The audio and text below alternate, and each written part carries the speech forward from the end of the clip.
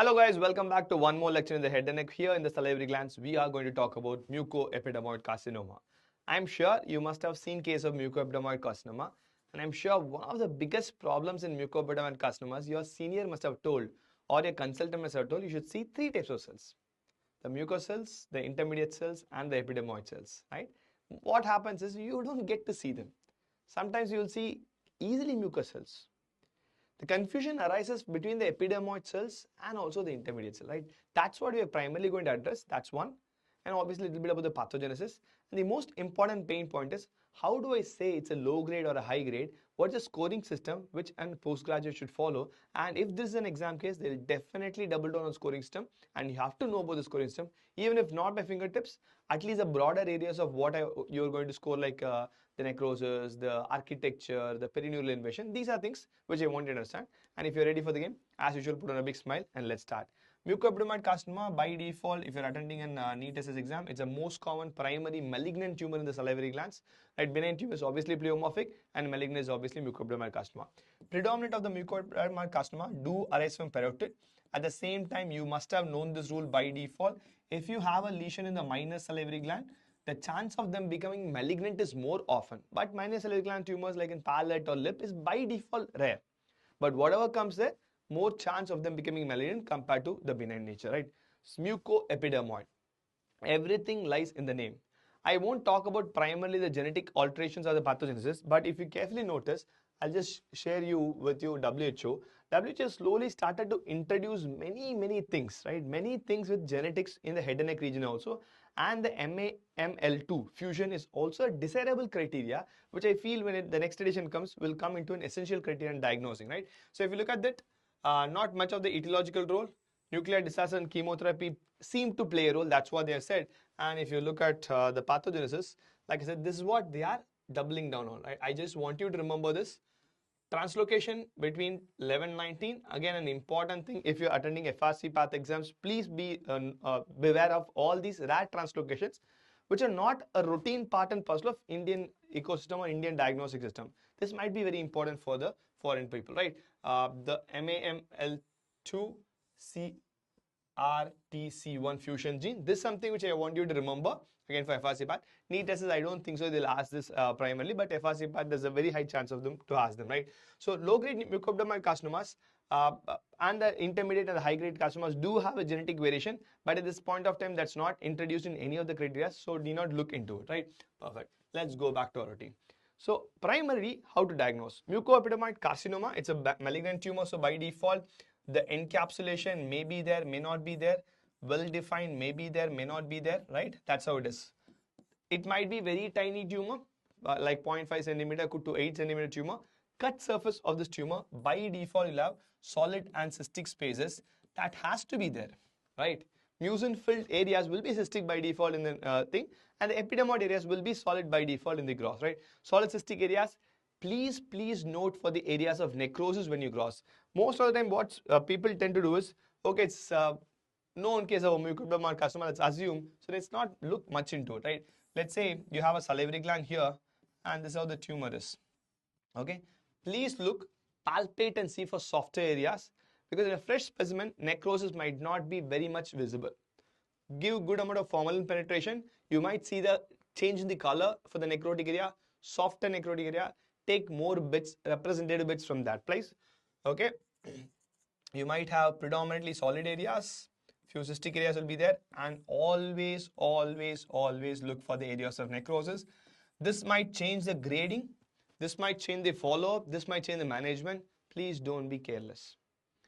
Take enough time, adequate time. Half of the reporting is done by beautiful grossing. If you don't gross, everything is gone by default, right? Obviously, the surrounding salivary gland also you need to take a section just for us to compare it, right? So when you come to the microscopy is these three cells. Mucous cells, no one is going to find difficult. It's very evident that it look like a beautiful cell filled with ladder with mucin. It's not like difficult ones to identify. They'll say directly they'll be mucin filled cells. If at all, if some older person is going to ask you, this will definitely be mucocarmin positive. But I don't feel that there is any diagnostic role of mucocarmin in this current day of mucoepidermoid carcinoma, not at all, right? Intermediate cells and epidermoid cell is where you get a confusion. Epidermoid is squamoid. Sometimes it will look like a pure squamous epithelium with good intercellular bridges, amazing pink eosinophilic cytoplasm, every architecture like that. You might also see keratin sometime, maybe not sometime, right? Intermediate one is where we are going to be worried about. Just give me a second. So how do I differentiate this? My go-to thing is the cell crowding. I don't call it as cell crowding. The crowding is because of less cytoplasm. That's my go-to differentiating point. Here they are epidermoid. They do have good amount of abundant eosinophilic cytoplasm that makes them little bit split apart. These are basal-like epithelium. This is proper squamous-like epithelium. That's all. So this is the primary differentiating point for me, because if you struggle, especially in your second year or your exam going PG, you might see that, okay, I'm not seeing one cell type. So what should I call it? It's still mucoepidermoid only. You will have them. It's not much visible, that's all. I'll show you a beautiful image from Robbins, because we think that Robbins is an undergraduate book. It's actually not. Perfect example. Mucus, no worries about it. Intermediate squamous. Ignore the pink color. Look at the cell crowding. Right? Sorry. That's what is more important for us to diagnose here. The crowded nature of cell and the non-crowded nature of cell. Very, very important for us. Right? Now let's go to our WHO to have a slight discussion. I have particularly focused on this area because here, if you carefully look, there are two types of cells here. If I can mark, right? Sorry again.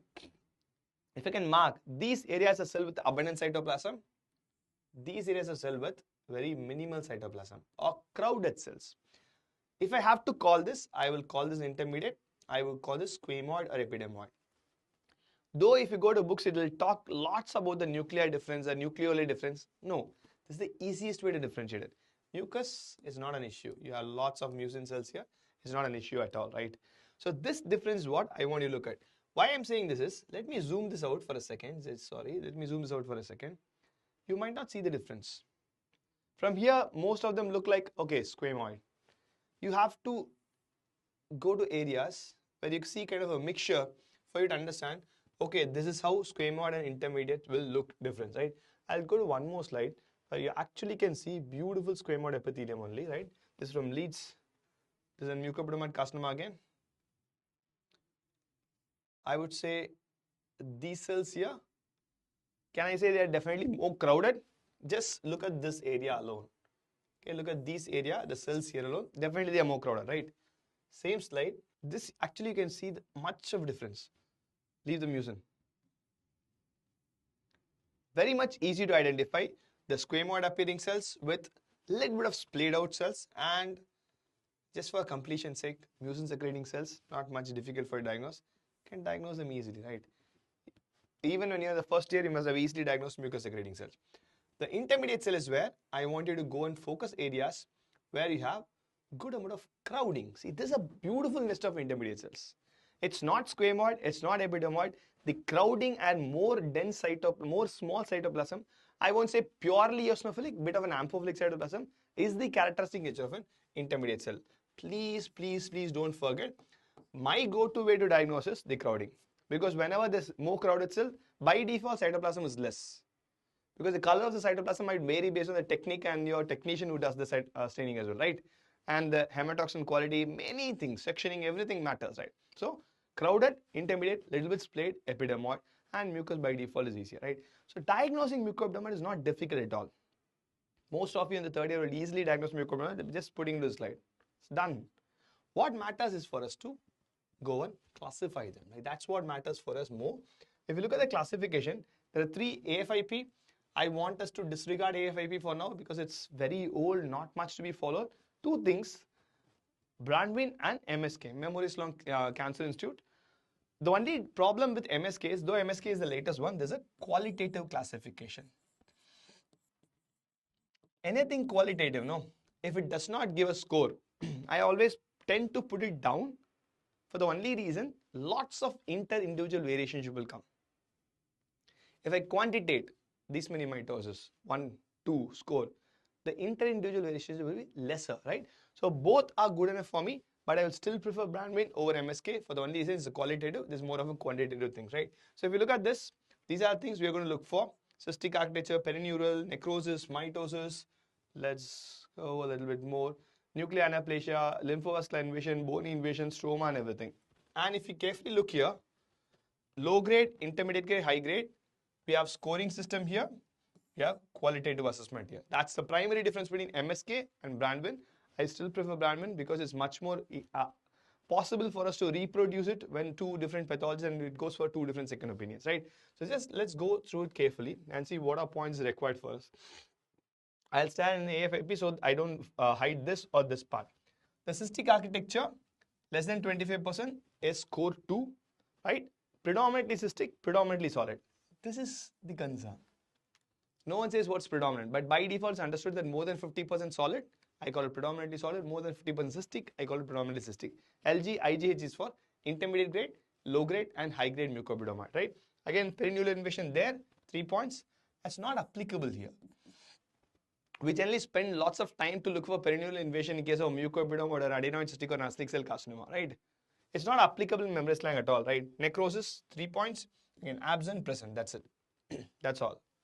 Which makes grossing very, very, very important.